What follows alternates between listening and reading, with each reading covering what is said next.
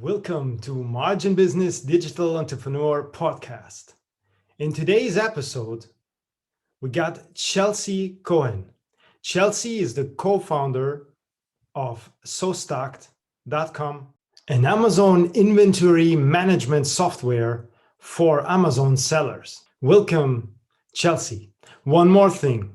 If you like our content, please subscribe to our channel and give us a thumbs up. Thank you and enjoy.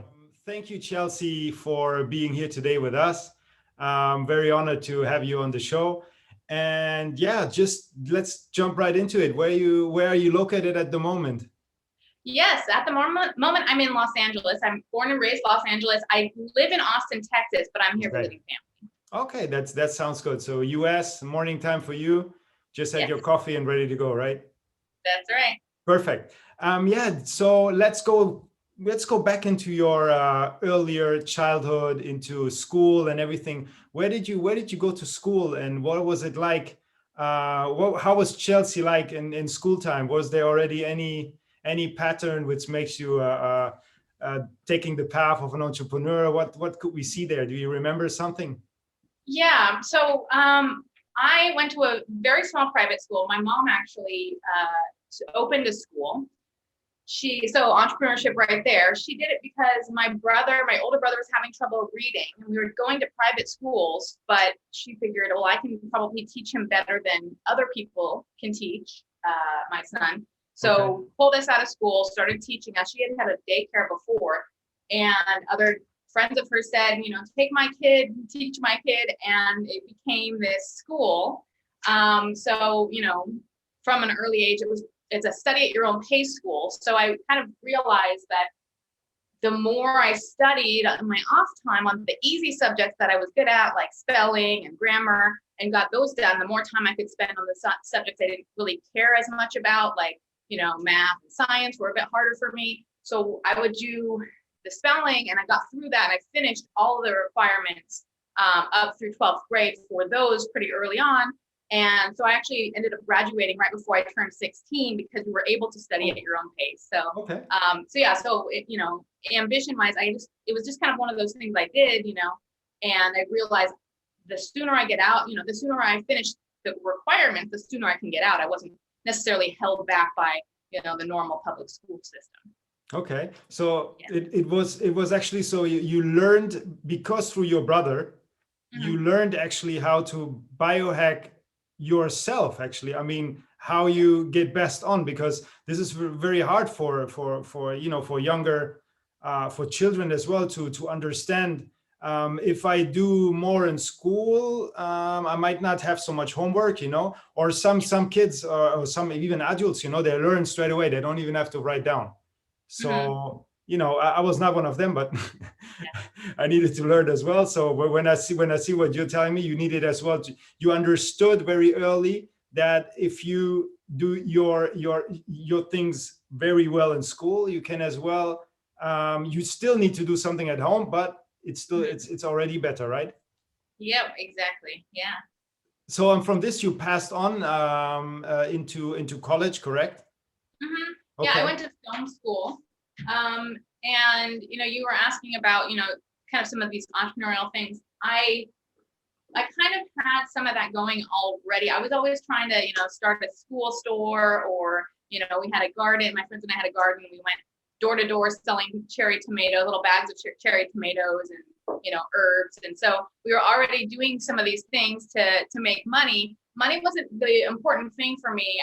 It was more like creating something of my own. Like, I liked to have, a little sign, my name on the door, that type of thing. So it's always kind of creating on these various things. And even when I was 8 years old, my mom told me, she was talking about something about, oh, when you're a mother, then telling me, and I was like, what do you mean? She's like, well, when you have your own kids. And I was like, I'm not having kids. We'll take care of them. I'm going to be working. And so I had this viewpoint of like, I'm working, like, who's going to take care of my kids, So I'd always had this idea that I was going to go out and work and create things.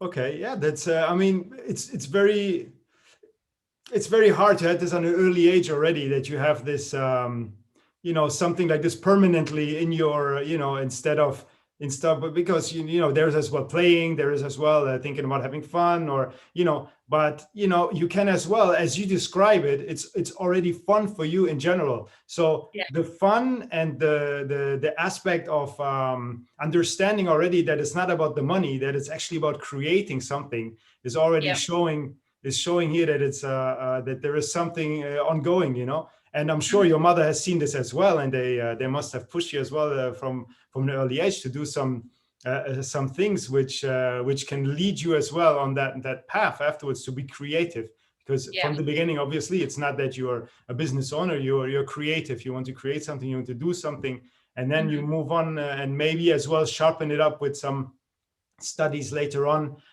Did you later on go to university or? Yes, I went to a community college, and I studied film. Actually, I didn't study that's any of the beautiful. general. Yeah, it was just film. I didn't study much of the general studies. So I went to film school, and then I met a bunch of friends, and we decided, well, why don't we just start making movies? So then we started a production company, and I got into kind of the film world for a little while. Was an assistant director, production manager, producer, but it was always on the business side of things. Like I did a little bit creatively, I'm a writer, and I had directed some things, but I was always gravitating towards the producer and the production side of things, the running people, the organizing, the problem solving side. Okay, so I guess there are some movies out which we might see, or small, low budget, short films, little independent films. I would be really interested in them. On IMDb. Okay, I would be really interesting. It's that would be great, very interesting. Okay, so from there, this was about what year was that? Let's see. I think I finished out in 2002. Okay. Yeah, and then that was when I got into that space. So gradually I was in the film industry. I realized that I wasn't extremely happy with the industry. I loved creating, and I loved when it could be a group, but the industry was a grind. I was working 14-hour days for $50 a day. Okay. And when if you don't do it, someone else is right behind you to take that job. So I was just getting really burnt out. And that's when I discovered a multi-level marketing company, and I kind of went all in on the multi-level marketing company. Okay. Yeah. So you made the switch into a job, I suppose, yeah? Yeah, it was like one of these, you build a team and we were selling life insurance, and we were, saving the world by selling life insurance, trying to make a living, this big promise of success, but it was it was really a grind. You had to talk to all your friends, and I don't really love that model, but I love the idea. I love the idea of the group dynamic, and, being there, doing it with friends, and, building something. Yeah, it's the sales aspect of, there is some people good in sales. There's some people not so good in sales. There's people who like sales, people not like sales. So yeah, it's, I think when you get a little notion of that and you understand what you like and what you don't like, it's already really good. So I think it's great because the things that I did get from it are personal development. We read a ton of books. That was where we read, Rich Dad, Poor Dad, Think and Grow Rich, The Power of, the Magic of Thinking Big, all of these books that we are reading, leadership skills, you learn how to do public speaking, you speak on stage, you learn how to, small talk with people, you go to the meetings and you have to learn how to, introduce people, and sales, we learned how do you talk to someone to close them for an appointment, close them for a sale. And so there's a lot that you can learn in something like that. So, as much as I'm like, that's not for me, that's not my path, I am so valuable, I value so much what I got there, and I would never, put that experience down, because I think, it's a great experience. If someone wants to learn all of those things, that's a great way to do it. Yeah, I think so. I think we really need to, even if we don't really like it, at least we need to understand it, or try to see maybe there is a hidden talent in us, and by learning this, we say, oh, look, I can do that. Look, I'm good at sales. So let's build a sales team. not necessarily to go from door to door to call, just build a sales team and hand down your knowledge and do something with your talent, you know. But if you don't like it, obviously, then it makes no sense. And just, it's good that you learned it, and then you can, you know, go take another route and, you know, make it better, make something else, you know. So from this marketing job, what you just explained, how did you what was the next path? What was the next the next issue? Because they would be as well interesting. Yeah, so after that, I ended up working at a financial management firm as an account executive. So I was running, you know, people's finances, budgeting, dealing with various different authorities. And I really found value in that because I felt in my film career and creating a film production company, I didn't really go after things so much because I was afraid of the legal and the tax aspects. I was afraid, well, what if I make a ton of money and then I don't know that I was supposed to pay a certain tax and then I owe all this money? And so that was really, you know, mentally that was hindering me from really going out and doing things. And so that was where I first learned that when you're afraid of something or you feel like something's holding you back, you actually have to dive into it. Yes, and exactly. I learned about taxes. I learned about, you know, how to deal with the different authorities. I got on the phone with, you know, the IRS and the, you know, franchise tax board, and I'm talking to these people and I'm like, oh, these are just people. And you can do a payment program.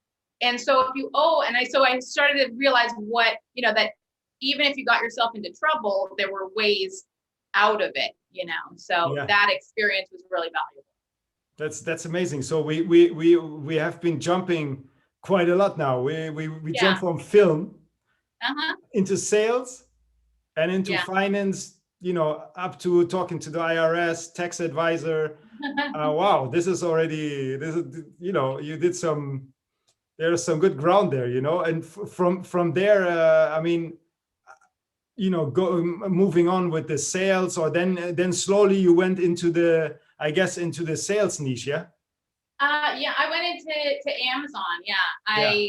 So online sales, you know, and I didn't have any experience of selling online or anything like that, but we were looking for something. We had been, you know, my husband and I had been in, you know, working at just regular 9-to-5 jobs, and we were kind of, you know, we always knew we wanted to build something. So we had paid off all of our debts. You know, this is the business that's going to pay off all of our debts. Once we paid that off, then I quit my job and was like, okay, well, what's next? And I ended up finding the amazing selling machine course, and learning basically taught me how to have an Amazon business. So from scratch, not having done anything, I learned, you know, how to create an Amazon business, and within 7 weeks we had made our first sale. Okay, so yeah, that's pretty straightforward, you know, because coming from that background and then going directly into online sales is, you know, it's very different. But I guess that was the year 2012 to 14, something like that, right? 2012 to 2014. Around that time, that was when I quit my 9-to-5 or my 9-to-5 job. I was working part-time with a paleo recipe developer. Okay. So I was, you know, I was her executive assistant. So that was the only online thing I had done. There I learned a little bit. I had taught myself how to do websites, not do them, but like actually, you know, very, very basic, kind of like how do you make a blog post on WordPress. Okay. So I was doing stuff with WordPress and contacting influencers, helping with giveaways and blog posts and recipes and things like that. Okay. So, but the sales, they were not in that time frame. They were a little bit later. I mean, the Amazon sales, right? The Amazon sales, 2014 was when we made our first sale. So we have our Amazon business, and it's been going since 2014. Yeah, that's an amazing time. You know, the 2014. You know, just what I just mentioned, 12, 13, 14, 15, 16, that was the, you know, the free time of everyone, you know, just exploded. And after that, and when the regulations kicked in, then, you know, it's a bit different. Then the game got a bit harder, and as well for the people who got in afterwards. But from them, so you really concentrate yourself on the Amazon side of sales, right? And afterwards, moving on, obviously, you have seen there is things which you could improve, you know, for people, for example, because, you know, you have been maybe struggling with something, or I'm not sure. How did you find out that there is something missing, or what was going on? Yeah, so there were a couple of things. So one of the things that we recognized, and we always felt like Amazon, we never, it's never, oh, I dreamed my whole life of selling, physical products on Amazon. That was never really, it wasn't even on our radar. We didn't, think about it or know we could do it. So we always felt this is the path that's going to lead us to something. And, we didn't know exactly what. We love the community. So similar to multi-level marketing, there's just a great community. Amazon sellers, you're building a business on your own, but you also have this community around you. So we were very attracted to that. And we were actually more attracted to the community and the people than simply the business aspect of things, and found we were constantly helping people. We were constantly being pulled into that. We liked it a lot more. It was more engaging, and the business is something that we had to do to make money, but it was the thing that we were most excited about is working with entrepreneurs. And we were working with we got contacted by Daniel Moran. He is at that point it was Freedom Fastlane, now it's capitalism.com, but he had just kind of started his own course and his own group, and he asked us, my husband and I, individually to each mentor, do a mentoring call for his group. And so we started with that. We started with mentoring. We actually at one point were awarded the MVPs of the group. So we had this little bat, this like baseball bat that says MVP and has our names on it. And so that was kind of the start of working with entrepreneurs. And I started getting into the masterminds, into the community, and started talking about what I was doing with copywriting, because I'm a writer. I have that as a background. And a friend of mine was like, there was this thing on stage, and it was, the smartest marketer, and you get up there and you pitch your smart tip, and then they vote for whoever's the best. And my friend was like, oh yeah, I'm gonna do it. And he's like, you should do it. I'm like, I don't have anything. And he was like, that copywriting thing you told me, that made me a ton of money. And I was like, oh. And so I got up and I did my copywriting thing. Neither of us won. We were kind of frustrated. This guy won, who was saying, oh, I mail postcards out to people. And we're like, yeah, come on. Like we thought we should have won. But that kind of started me realizing that I'm doing something different with copywriting than other people are doing. And that was, that kind of led to me getting on stage, speaking about copywriting. And then I had people asking, hey, can you do my copywriting? And I kept saying no. For probably about 6 months. I said no. Finally, someone asked me, and I was like, you know what? Instead of saying no, I can't, start asking yourself, like, how can I? Exactly. And so that was a big shift for me. And that's one of the things I let people know. It's not good to overextend yourself, but you can say, how could I do this? If I figured out a system, and it's all about system, I figured out a system of, I actually codified what is it that I do with copywriting that makes my listing so successful. And I've developed, these things with copywriting for Amazon specifically. And there's not a lot of people who really know how to write for Amazon specifically. No, it's true. Yeah. It's like, we're not talking about just keywords. And that's the problem, is people stop at keywords. Wow. But we're talking about how do people consume content on the internet, but also how do people consume content when they're comparing your product to someone else's and they already want the product. If there's a specific mindset that you have to understand. And so that was kind of what I had developed. And so I codified it, and then I taught some writers how to do it. I had, a couple of writers who are really good. They've been working with me for, 2 years now. And that was how I created this other side business to help entrepreneurs to start. Okay, and this is the company what you got now. Online is Sostocked, right? .com, right? This is Badass Business Builders. Sostocked was my next venture. Okay, later in 2018, yes. Okay. So yeah, so when you went on, because I thought it's the same, but when you went on with the copywriting business, because obviously copywriting, I think it's already amazing, because this is where most people lack, or most people get stuck. Because when they are a good copywriter and they write good copy and they know what customers want, it's hard for them to handle it down to the other copywriters and actually explain to them how to do it. So they end up working 24 hours, get burned out, and will never be able to scale their business, although they might be brilliant minds. So I think this is a really good quality that you already managed from the beginning. And when I'm thinking back to our conversation with as a film in the film industry, that you already as well handled down the things to others. So I think it's super important. And as well, most of people need to understand how to do that, because if not, they're going to get stuck in their own skill set, and then they cannot get out anymore. And that's it, because, that's amazing. Yeah. Yeah, exactly. Figuring out how to codify, systemize, and delegate, for sure.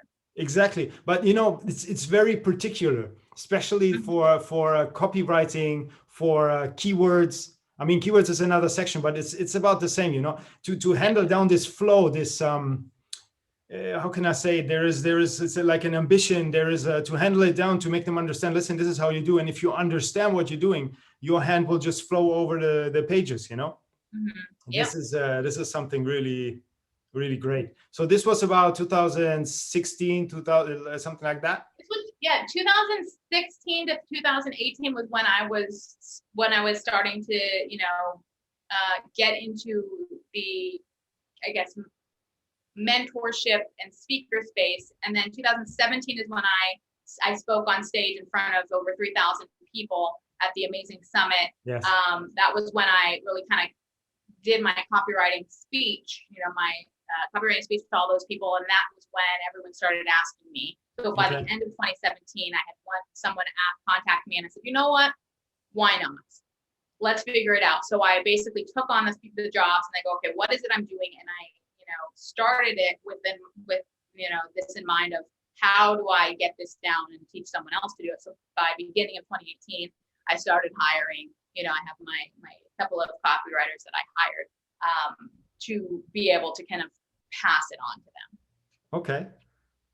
Yeah, that's, all the structure, like I said, is very good. I've seen the video myself, amazing.com, and it was very, very professional made already. I mean, even though the summit is quite large, you really put some real power in there, and I really liked it. I really enjoyed it. It reminded me actually of some TEDx speeches, the way you presented it. So I'm not sure if it was meant to be like this, but this is how it reminds me, in the.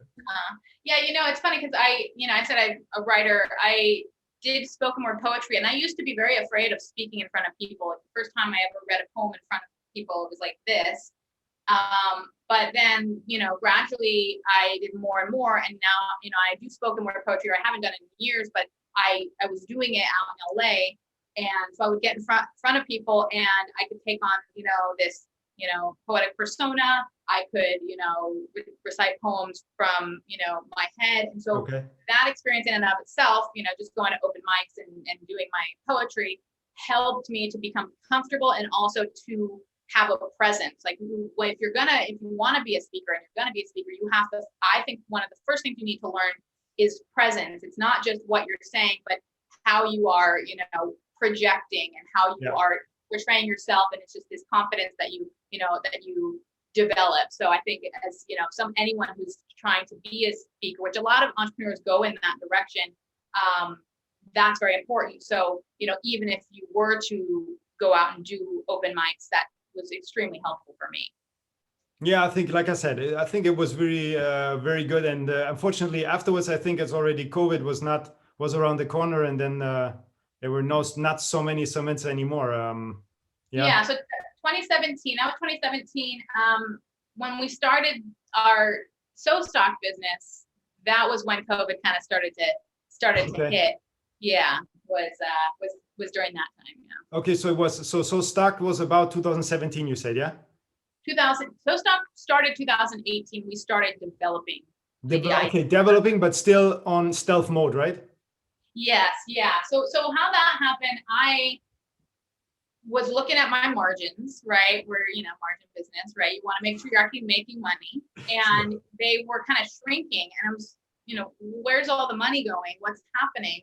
Started looking and seeing, oh, well, we stocked out here and we overstocked there. We took out this loan, and then we didn't sell all the inventory because we over projected. And I just realized that a lot of my margin problems were due to inventory. inventory issues, order undering, not shipping fast enough. And so I said, okay, we'll have to get really good at inventory. Dove in, consumed everything.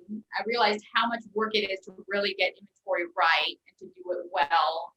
And so started looking for software. I was like, well, there's got to be a software that can help me to do this. Tried out this software, and that software really didn't make sense to me. I was like, well, that's confusing. It's not doing what I want it to do. Where's that number coming from? Why is it telling me to order that? I can't figure out the math.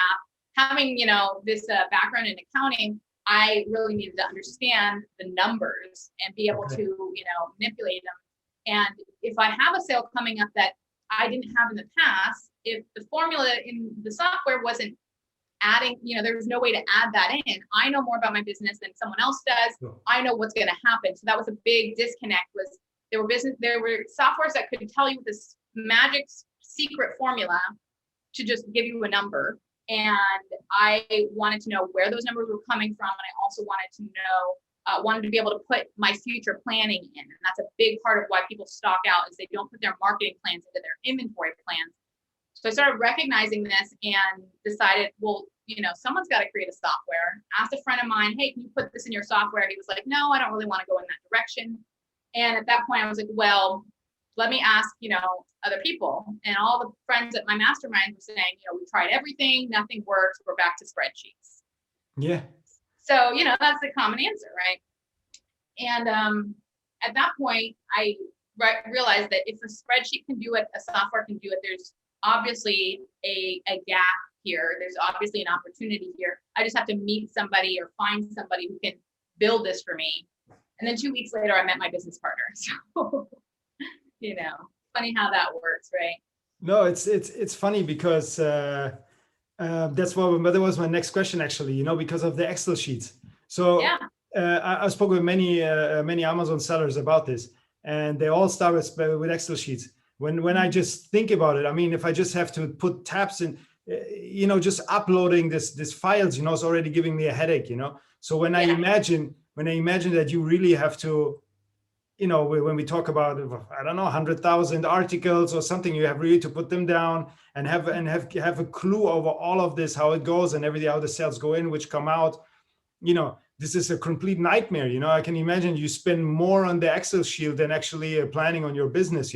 Obviously there needs to be changed something, and I have heard many which actually miscalculated as well through the lack of of no software, and who miscalculated the whole business because of this. So, and there were softwares out there, like a software which could tell you the stock and everything, but they all were not 100% up to date. I mean, there was a lot of room for improvement.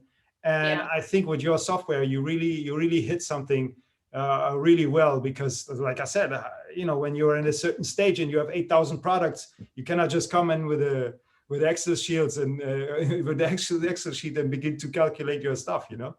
So it's I think that was really good calculated, and obviously because you needed it as well. So it was, and that was the, I just saw the opportunities. If someone's going to do this, someone's eventually going to do this, why not it be me? And I didn't know how to, build a software. And that's, and on the one side, I said, this is, Amazon's something that will lead to something. It had led already to an agency. Now it was looking like it was leading to a software. And I just needed to find the right person. And so, one of the other pieces of advice I have is just, networking is so important. Yes. The only reason I have what I have right now with, Sostocked, my software, is because I went to an event. I was speaking at an event. And then there was someone named Dan Fernandez, the last minute edition. We ended up going out and having lunch with him the first day, hanging out, really cool guy, and getting along really well. And he was the co-founder of Thomason.com. It's an influencer brand connector website. So, if you have a brand, you want someone to go out and talk about it, you would go to that site. So I already knew him. I knew of his software since 2015. We were getting along, and then just, out of sheer serendipity, he kept saying, I'm so bored, I need a new software project. And, Great.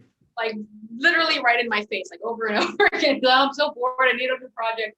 I was like, dude, I have a thing. And so, we eventually got him to see that we were serious about, creating this thing. And we had the relationships to be able to kind of launch this thing. It's like, I'm That's not, right. in the Amazon space. I know software. So we basically plugged in, from that one relationship, I plugged into his whole entire basically ecosystem. They have, his business partner, who's now my other business partner, is, a brilliant marketer. And then his team of developers out in Serbia started with three people. We've now grown to probably 9 or 10 by this point, just in developers. But I plugged into that system. They've been working together for over 10 years. And all I did was say, hey, I got an idea. So, networking is extremely important. It literally is my business.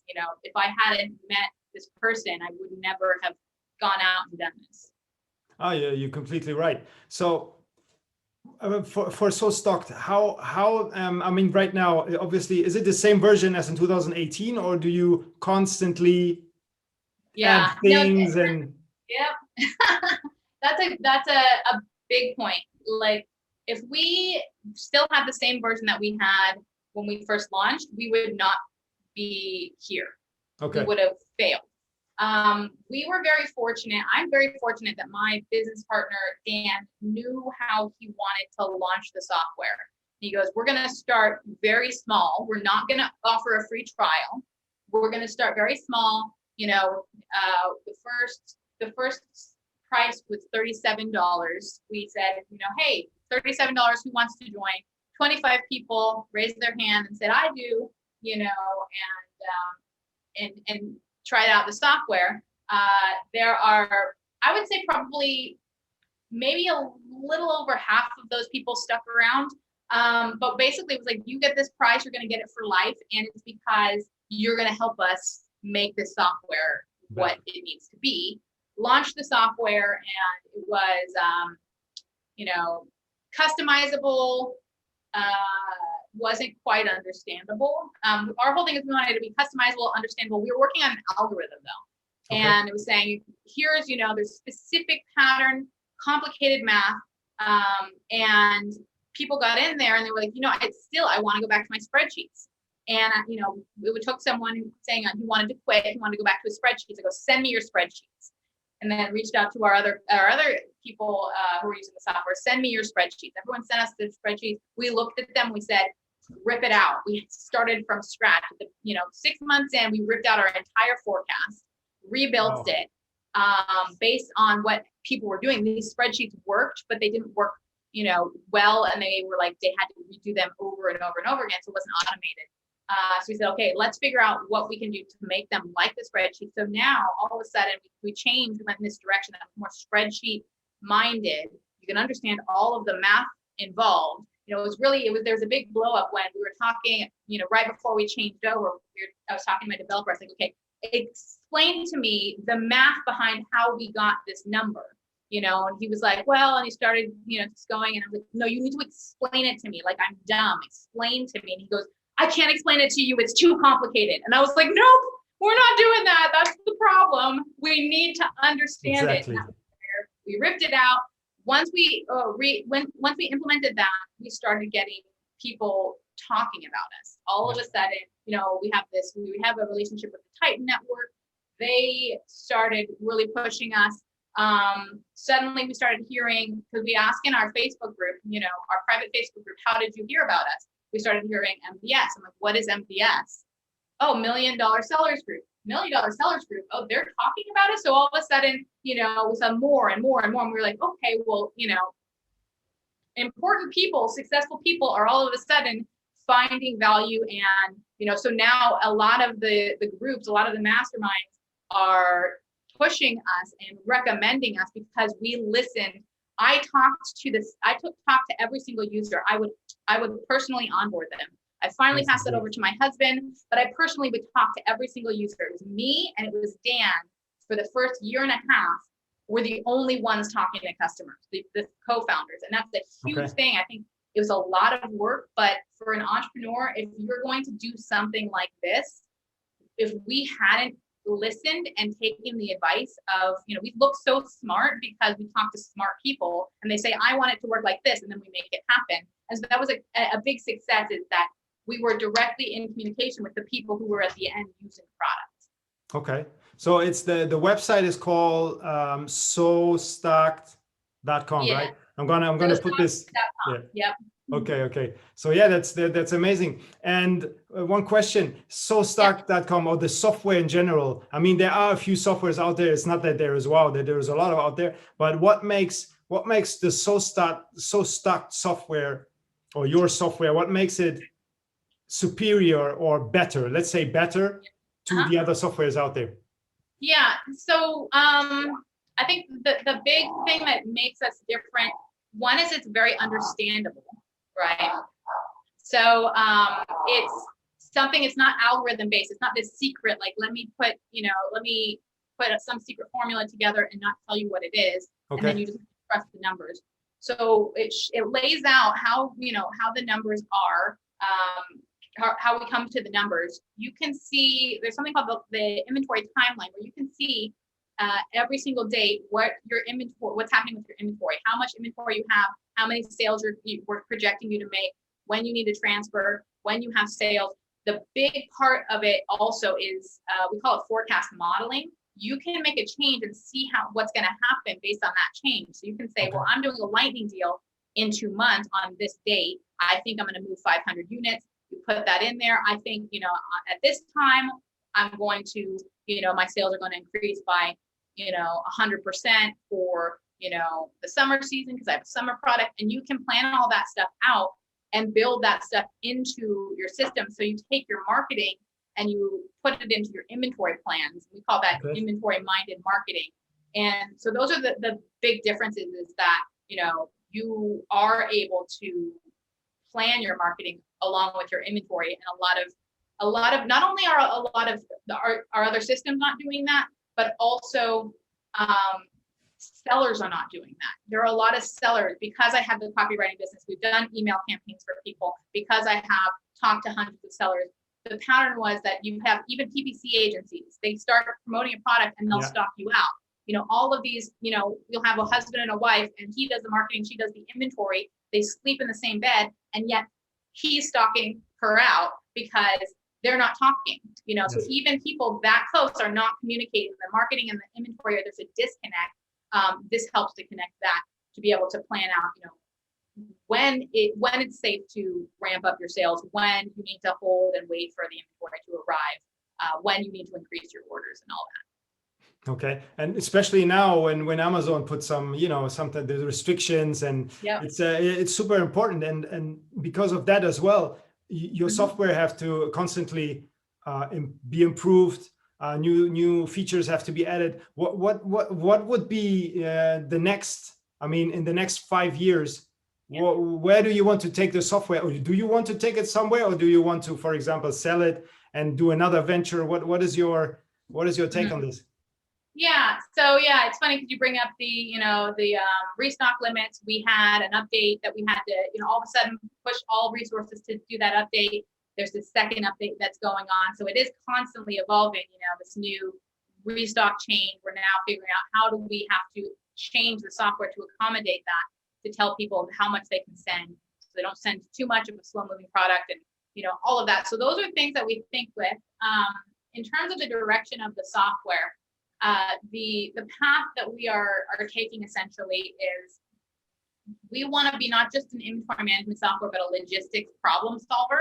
Yeah. So there's a lot of software that handle the marketing side of things. We want to handle the other side of things. We want to handle not just the inventory, but the inventory is the core of it. And then once you have inventory dialed in, you can forecast inventory. You can create these forecast models to see, well, what would happen if I did this versus that? Then we're going to be going into cash flow and, getting cash flow really dialed in. Well, if this is what's happening with your inventory, when are you going to run out of money? Are you going to run out of money?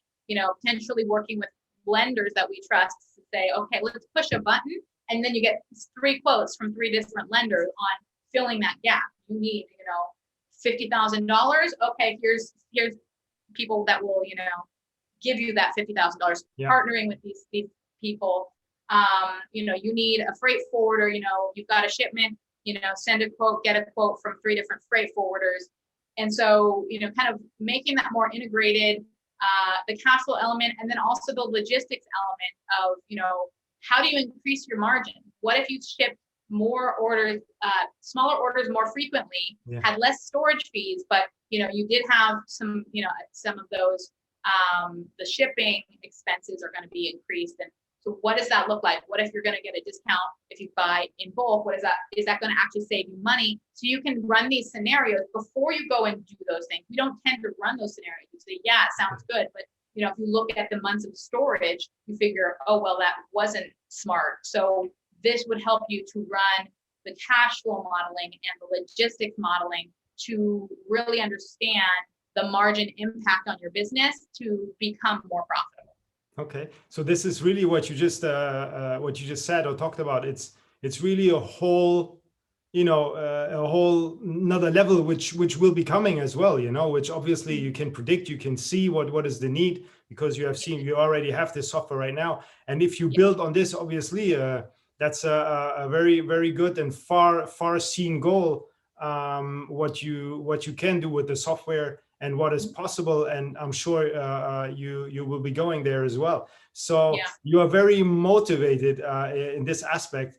And in general, this is a general question as well to you. What does motivate you in general? I mean, a part of the software, or what did you say? Okay, Chelsea, today you need to get out of bed.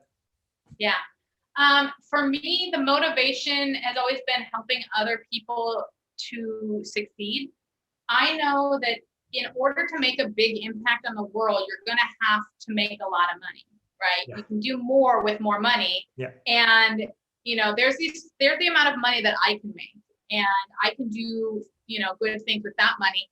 But then there's also the amount of money other people can make. If I can help people to make more money and to be more successful, then that is me increasing my influence exponentially.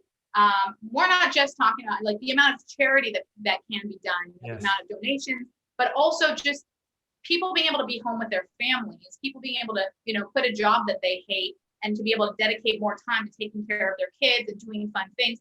Like those things have ripple effects in the world. When people are unhappy, they tend to put that out. When people are happy, yes, it's true. Yeah. So I that's kind of what motivates me is the more people that are successful, the better, the better everything goes. This is very true, because if people are happy, everyone is happy. If households are happy, kids are happy, families are happy, then it should spread as well to their job, to their just when they go out to speak with others, to just show happiness. That's I mean, that's as well a clear message to the world in general. So coming to that point, your message, your general message as well, a part of saying that everyone needs to be happy and everything. What is your main message to the world to make things better? I mean, especially in this COVID times, where obviously for us in the online businesses is big opportunities, but others don't have these blessings, So what would be a message to them? How can they go into? How can they join? Can they be an entrepreneur? Although these times are not looking very, very good on the other side. Mm-hmm. I think for me, the message has always been tenacity, persistence. The things that I learned in the accounting business, I was in the accounting business, and I was working with artists and entertainers. Okay. And some of these people, I say, oh, well, I don't think they have the talent. I don't know why they, are put on these, TV shows and stuff. I mean, and I was looking, I was like, well, what do they have that I don't have? And the thing that I realized was that they did something for longer than I did and persisted. And that's like one for one, every single person who was successful had done it long enough and had pushed through and persisted. And the other thing that I learned is that some people can make things out of nothing. That was extremely impressive to me. There was a photographer that I worked with, and she would make something out of nothing. She needed $100,000 to make a film. And so she decided, she went to, you know, her people and she said, okay, I'm going to make a film. I don't have the film. I don't have the money, but when I make the film, I'll sell only 10 box sets of the film. You know, she's a fine artist. And she basically pre-sold the film, made that money. And then from that film made, you know, photographs and sold the photographs for, you know, 10,000, 15,000. Like she made just something out of nothing. Just she basically had no money. She made something out of nothing. And that was shocking and surprising to me. And so that's something that I think is, you know, definitely worth cultivating, is this idea that you're just going to pull in and attract those things that you need to attract.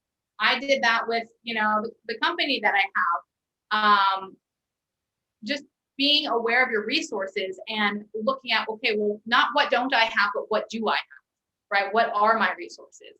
You know, so if someone can't afford $5,000 to start a private label Amazon business, well, you know, maybe you have enough money to go out and start a retail arbitrage Amazon business where you can go buy a product from, you know, Target and sell it for more expensive on Amazon. And maybe that's how you start. But looking at your resource and saying, how can I, not I have nothing, it's what do I have and what can I do from that?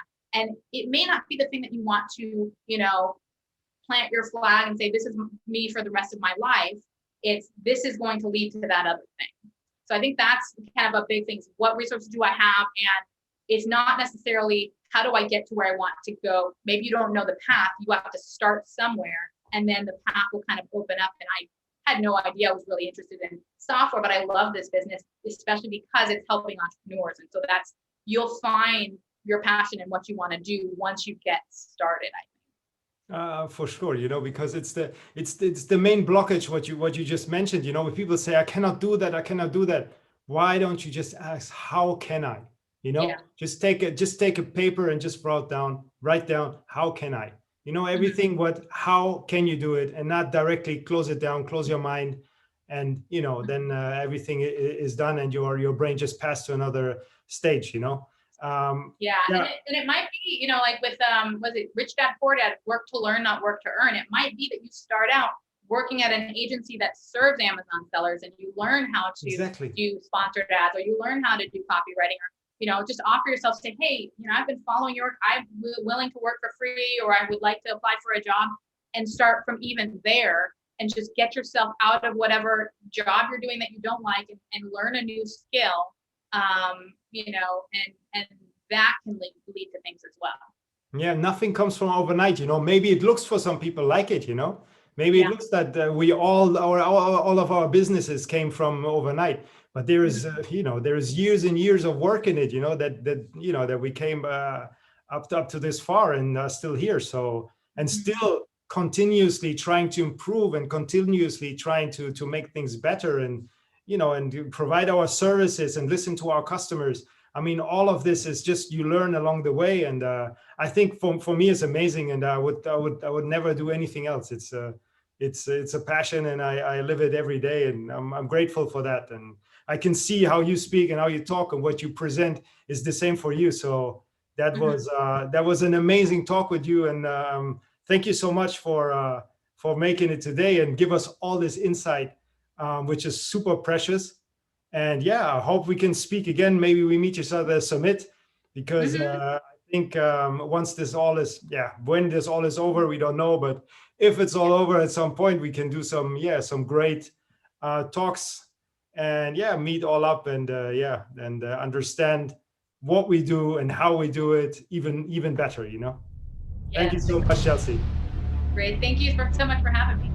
Thank you. Bye.